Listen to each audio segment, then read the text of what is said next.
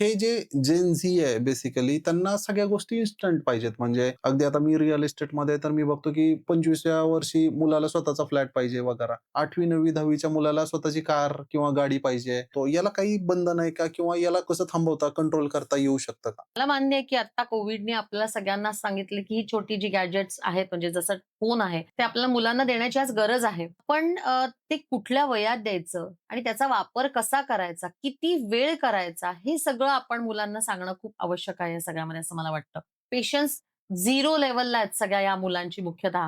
मूल जेव्हा छोटं असताना हट्ट करतं, त्याला म्हणता क्षणी ती वस्तू आणून देणं. तुम्ही त्याला थांबायला शिकवतच नाहीयेत. तुम्ही त्याला पेशन्स म्हणजे काय असतं, हे तुम्ही आई-वडीलच त्याला सांगत नाही आहात. पण तुम्ही ते इझिली देऊ नका. त्याचं महत्त्व त्यांना राहिलं पाहिजे आणि प्रत्येक हट्ट जर तुम्ही त्याचा पुरवला, तर त्याच्यामध्ये पेशन्सच राहणार नाहीये बरोबर. आणि गंमतही राहणार नाहीये. त्याबद्दलची क्युरिओसिटी पण त्या मुलांमध्ये राहणार नाही.